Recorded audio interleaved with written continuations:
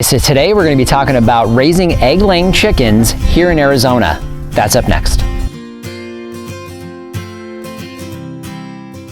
Hello everyone, this is Dwayne with Edge of Nowhere Farm, and we're coming to you today. It is April 5th, 2020. So what you see behind me here would be our egg-laying chickens having a blast, spreading some straw for us. So what I wanted to do, we've had a few people ask about some of the more homesteading type activities that we do here on the farm. Obviously with everything going on in the world today, the food scarcity, not really shortages, but some scarcity in food. We've had some people asking more questions than typical. So we figured, let's go ahead and cover a few of the ways that we help to provide for ourselves on a homestead here in basically the Phoenix area in Arizona. So what I want to do today is we're going to specifically cover egg-laying chickens. Obviously for us, we're a working farm. So as far as size and scale, we're going to be a little bit bigger than the typical person would be, say, in the city. So for us, we're on 6 acres here, but for our laying hens, we have an area designated specifically for them. So what you would do in the city, maybe on a smaller scale, but it's still going to be very similar. So when you're looking at your flock and how many chickens you're going to raise, the first thing you need to figure out is where you're going to keep them and how much space are they going to need as far as kind of playtime, because they do need some space to move around. So what you see here for us, this is our run. So the run is basically completely enclosed because for chickens, well, basically everything likes to eat chicken. We do, coyotes do, cats will tear them up, so will dogs. So basically anything's going to go after your chickens. So you need to make sure that you're keeping them safe. So I'm going to go ahead and link the video here where we talked a little bit about the run that we had installed. Now this one was professionally installed, and from a size standpoint, this is 10 feet deep and 40 feet long. So it's 400 total feet that we have available for our chickens. So generally speaking, as far as the run, so where they're going to spend their days, generally speaking, they said that you want to give about 10 square feet per bird.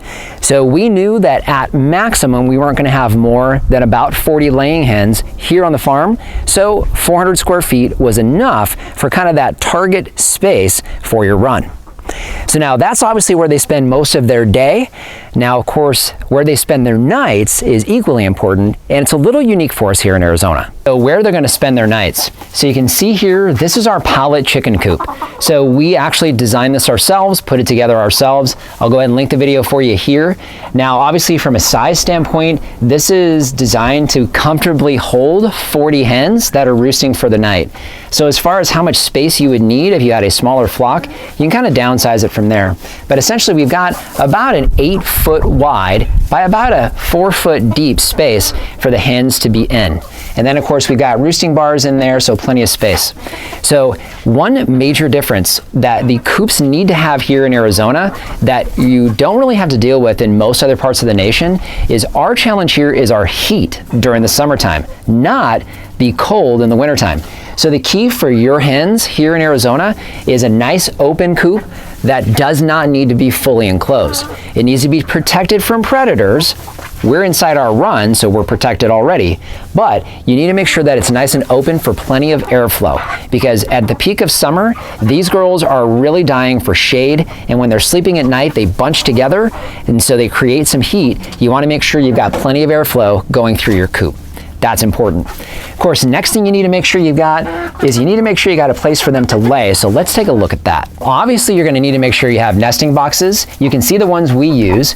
We got this from Tractor Supply. Very easy. You can see we've got one of our white leghorns in there right now laying. So you can see that what's very nice about these is they're all metal and plastic, so they're very easy to take care of. And the way they're designed is they angle down. So as she lays, she's going to come on out. As she lays, the eggs roll to the front, and you can see, very easy for me to get to the eggs that have been laid here. Of course, you can see our white leghorns have been busy today. Those are the white eggs. So obviously, as far as eggs, you want to have something to carry them in. These baskets are pretty easy to find. They're at every Tractor Supply or any other kind of feed store. You can also get them online. The nice part about these, it makes it a little bit easier to carry the eggs and not break them. I'm going to go ahead and get our eggs for the day.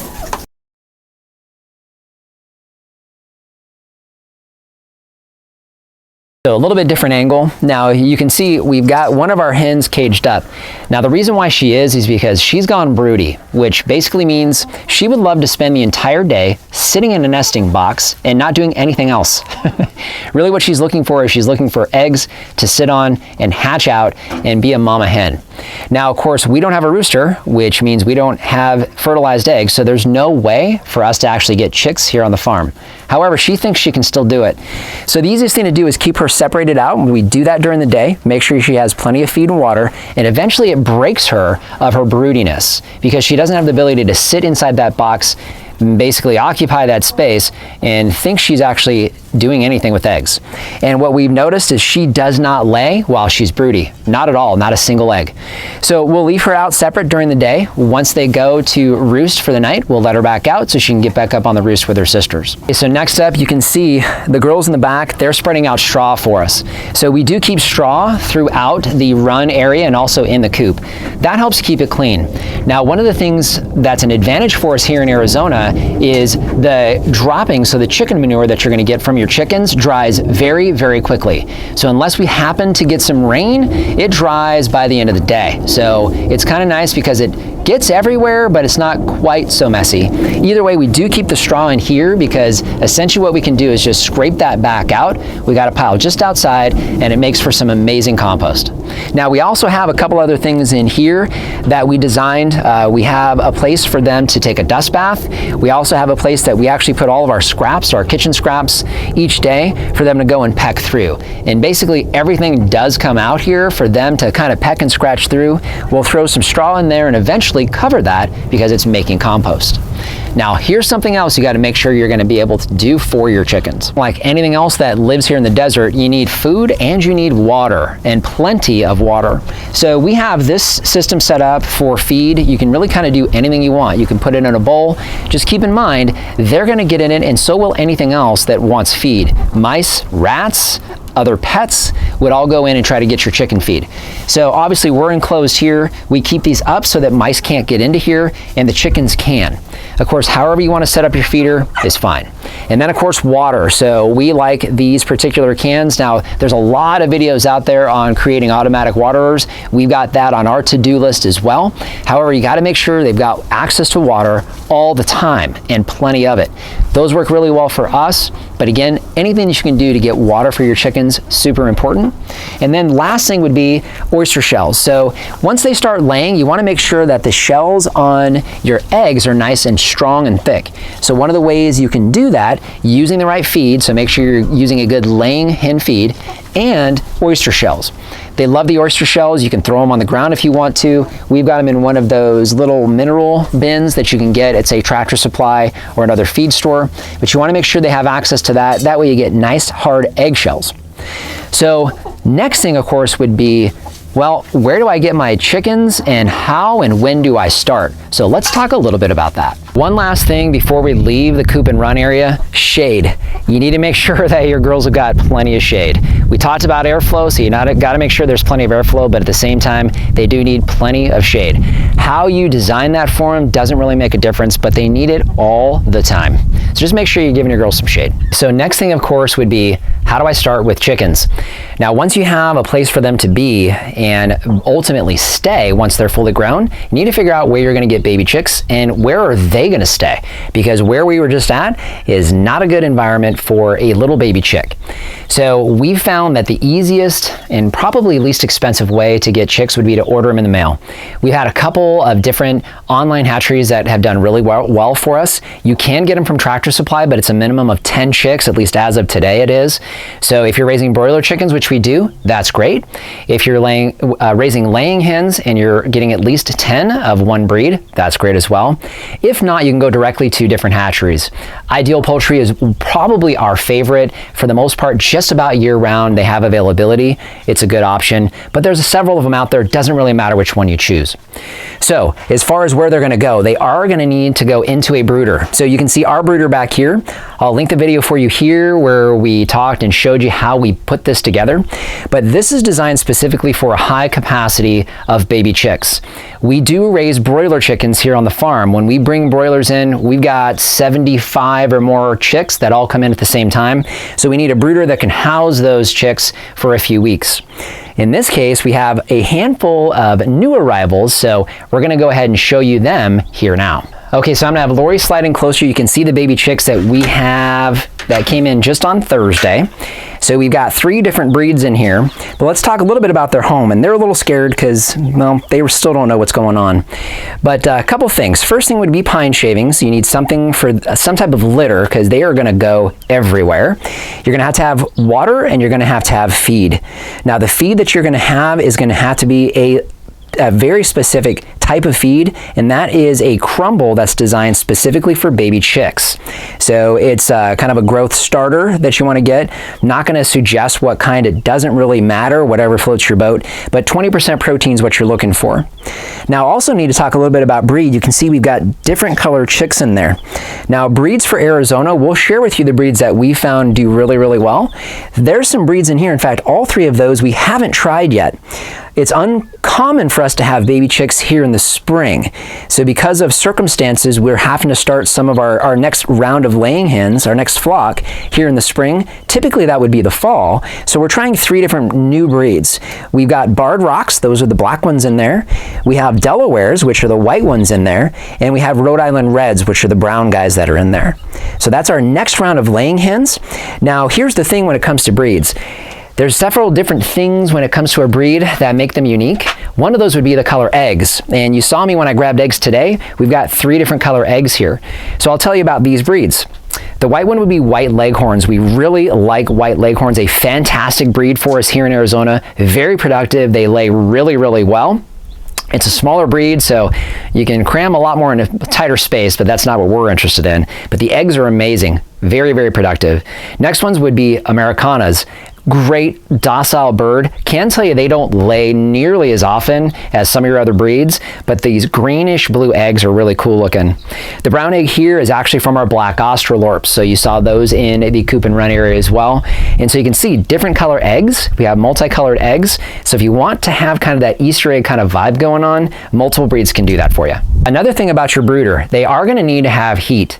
Baby chicks need about 100 degrees or so when they first arrive. When you get your chicks, especially if you get them in the mail, they're only a couple days old. So you are going to have to make sure that they can maintain that heat. Now we do keep them outside. We've got it right here next to our bedroom door. So it's very easy for us to check in on these little guys as they're starting to grow up.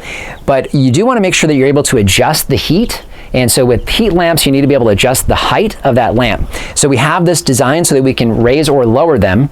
We also have it big enough so that as we keep these on and you go throughout the day, especially for us here in the spring, you've got very, very hot days, cool nights, you have warm days, cold nights, and you have all kinds of in between. So you really want to make sure that these little baby chicks can self-regulate their heat. So a bigger brooder and the ability to raise and lower your heat lamps is very, very important. Now, something else about your little baby chicks that we run into every single time we have them here. In the first few days, they start eating, they start pooping, and every once in a while, you run into a little issue. So let me kind of rewind a little bit and show you what one of those issues are with your baby chicks that you need to be on the lookout for. One of the things that you'll run into when you got little baby chicks on the farm is pasty butt. That's when these little guys are trying to poop and they can't. So they get clogged up around the vent and you need to give them a little assistance. We saw that last night. Definitely seeing it here this morning. Got little guys, girls hopefully, trying to poop and they can't. So what I'm going to do, I'm going to grab one of these little guys, kind of show you what you need to do to get that cleaned off so they can go here in the morning. So I've got one of the little girls here, and you can see if Lori squeezes in, you can see that she's got some crusties right there. That's not good, and you can tell she's trying to poop. So what I'm going to do, I need to hold her carefully so I don't hurt her, and then all I'm going to do is just dip this little rag. Now I'm going to try not to get too many of her feathers wet, but I need to try to get this off of her butt. She's not happy now, but she will be when we're done, because she's got to go. The wonderful thing is about farm life here. Okay, there we go. I got a little bit, so the big part's off. I don't want to hurt her. So I'm just going to try to soften that a little bit. And obviously I don't care if I get it on my hand. Okay, a little more of that coming off. And you can see the vent's starting to get cleaned off there. Still got a little bit on there though. So I'm just going to continue to get that wet. I want to soften up the chicken poop so I get the rest of that off of her tail. So there's still a little bit left on there, but what I'm going to do, I'm going to set her down and see how she does.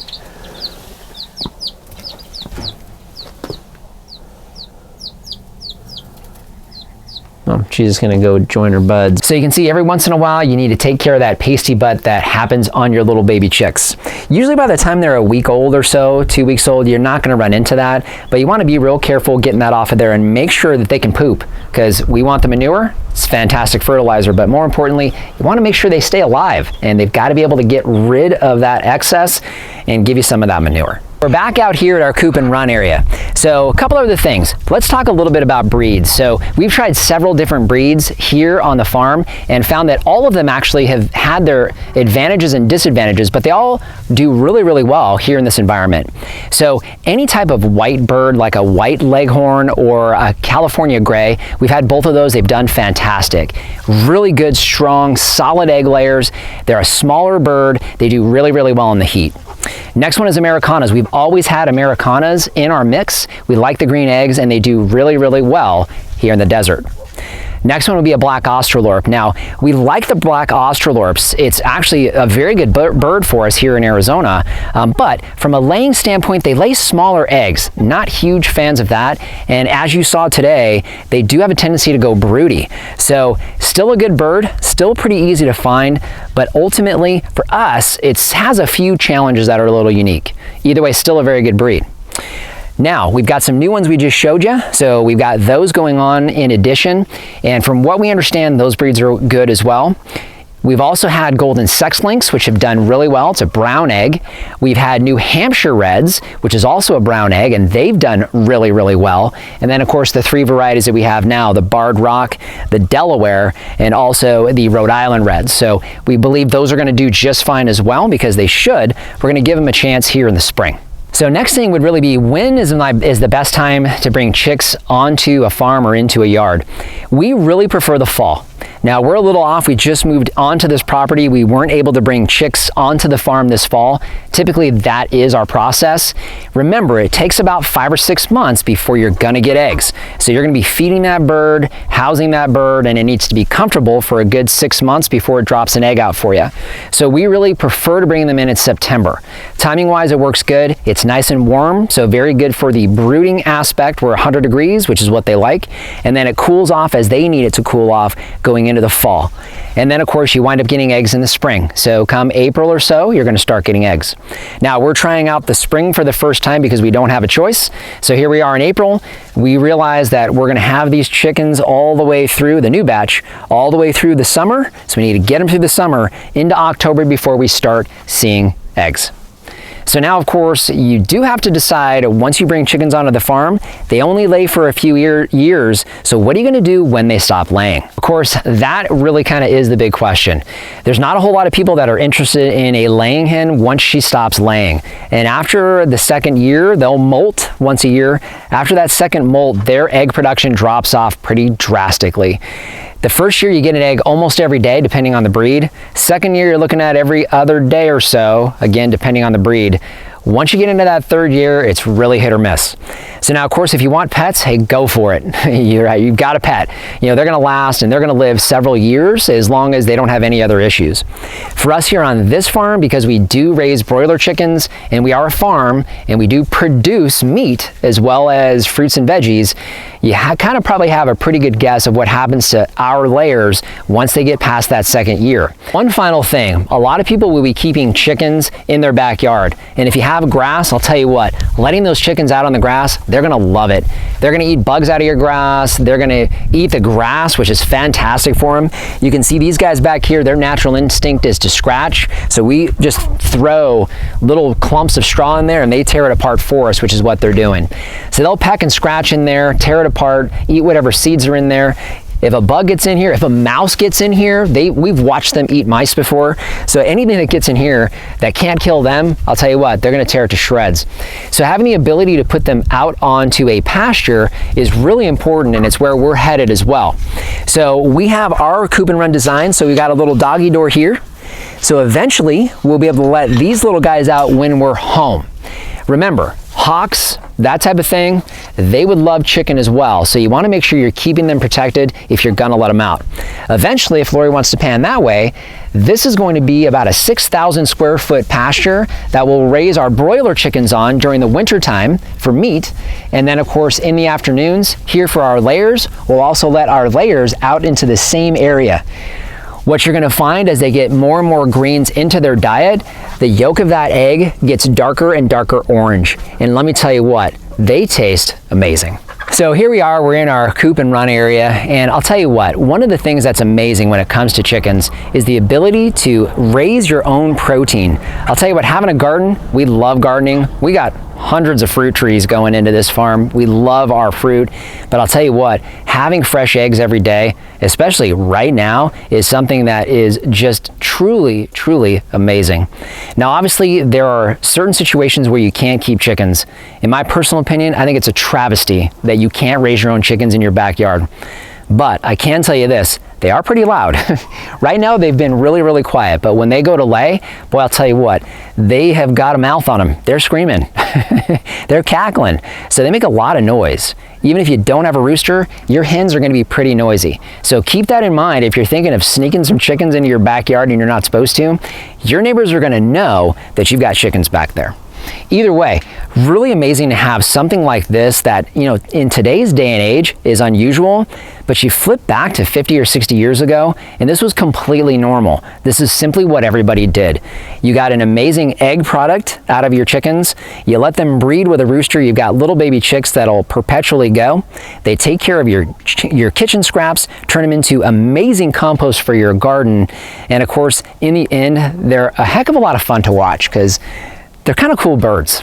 So just want to thank you for joining us today. If you haven't done so already, subscribe to the channel. Questions or comments, leave those in the comment section down below. Instagram and Facebook, we post content there you won't see on the YouTube channel. And our Amazon shop, I'll leave a link down in the description. That's a free, painless way to help support the channel. If you start with that link, it doesn't matter what you buy, you help to support us here. So just want to thank you for joining us today and remind you, if we can farm on the edge of nowhere, so can you. It's April 3rd, 4th. Today's the 4th, isn't it? The heck day is today? 4th, yeah. All right.